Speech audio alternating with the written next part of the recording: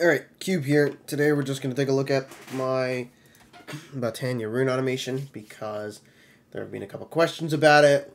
A little confusing as to why I'm doing the things that I'm doing, so we'll just go ahead and run over that.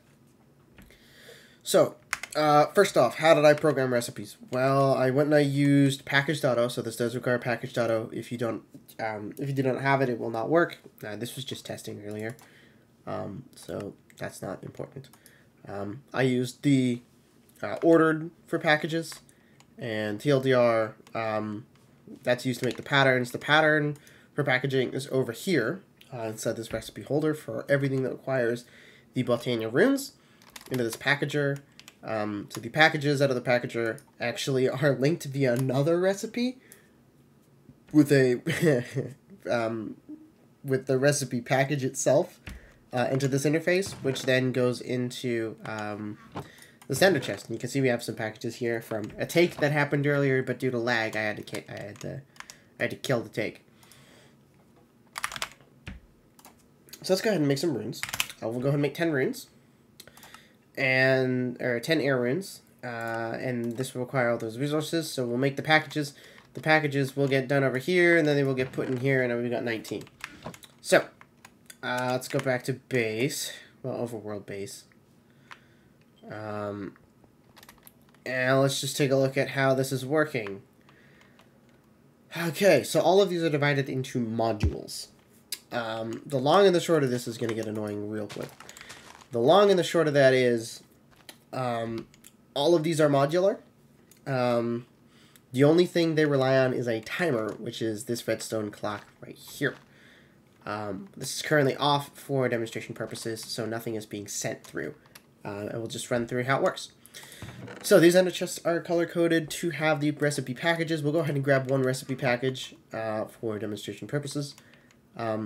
All of these are linked to the same ender chest, or have access to the same ender chest inventory.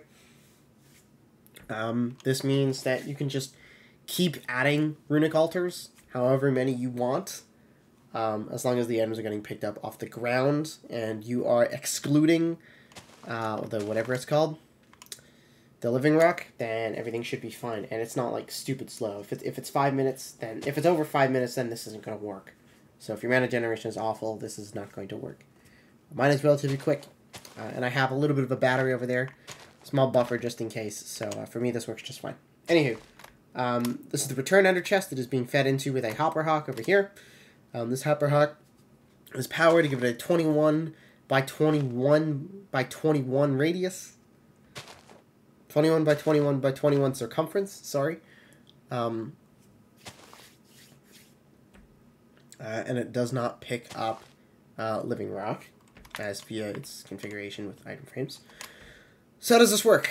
Well, we got a few elements here. First off, we have this redstone receiver right here. This redstone receiver is linked directly to this redstone transmitter here. So when a recipe is crafting, this piece of redstone will light up. Doesn't matter whether or not the recipe is crafting or ready to be crafted. This redstone will be active during that entire process, and it will be fed into this advanced redstone repeater. This redstone repeater is on for 61 ticks, which is like 3 seconds-ish, a little bit more than 3 seconds.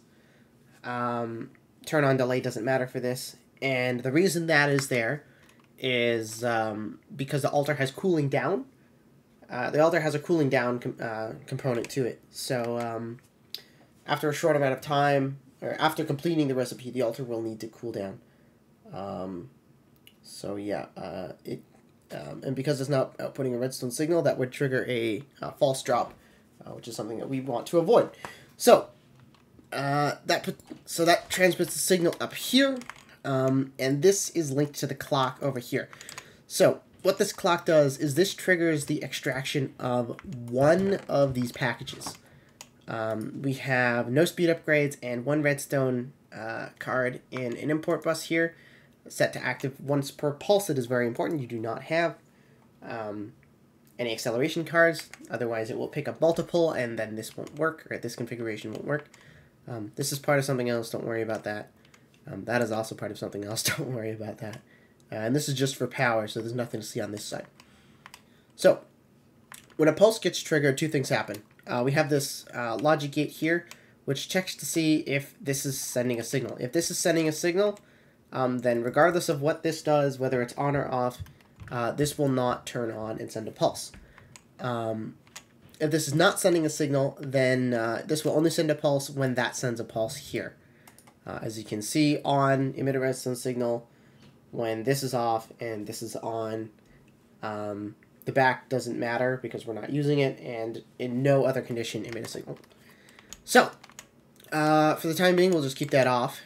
And let's say we emit a signal. So it's going to grab one of the packages from here, and it's going to, or each of them are going, because they're all linked to the same clock. And the clock does have regular intervals in which it goes off. Depending on, well, we'll get to that later. Yeah, I'll move that to the end. So this will grab a package. Right, we put the package in the unpacker.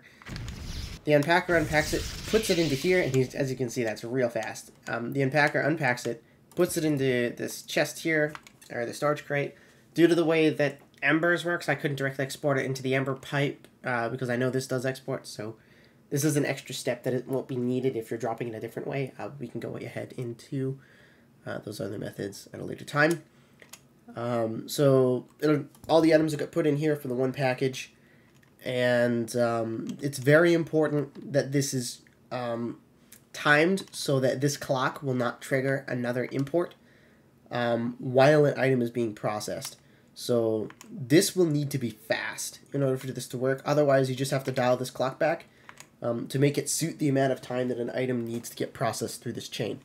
Which is why I'm using the embers item extractor, because it is really fast, along with the embers dropper. So, the items get a package put in here in the embers item extractor pipe and dropper. Quickly grab the items and throw them on the table, and the crafting starts immediately.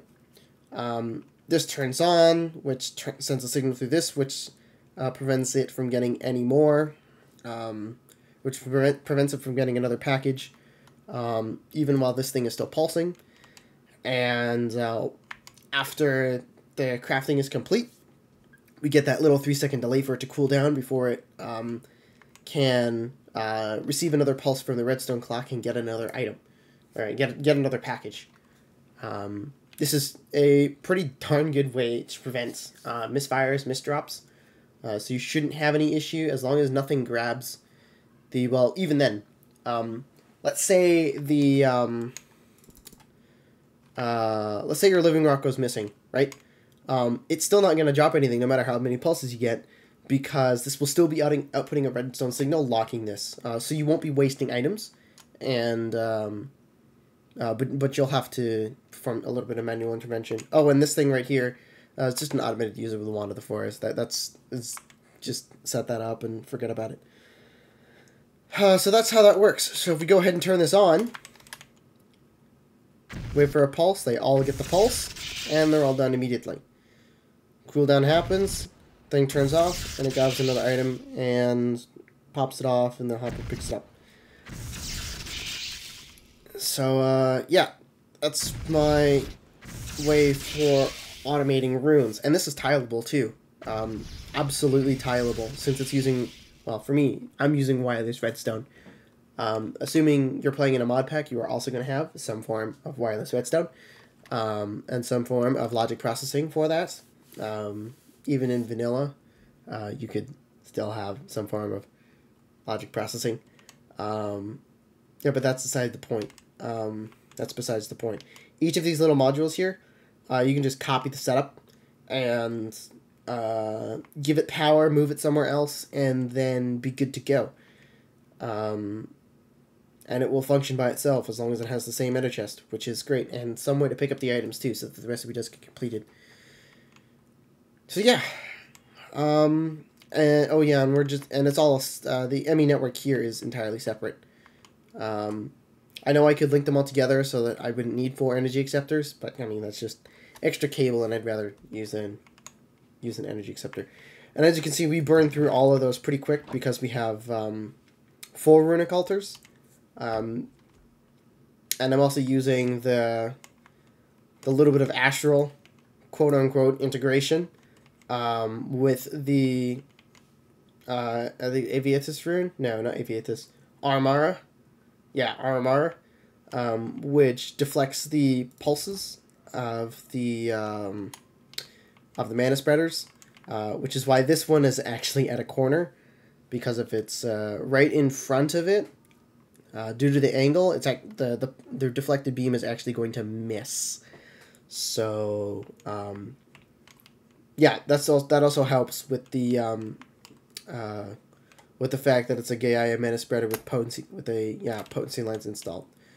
So yeah, that's the whole configuration thing. It's really fast, and you can, depending on how fast your other methods of dropping is, all you really have to do is take the redstone clock and dial back the time until you stop getting repeats, and then it should be reliable depending on how you choose to drop items. You could drop it with a really fast item clock and a dropper. Should you so desire. That's super annoyingly loud, but it is definitely an option. You could use open crate. I am not using open crate, although you could.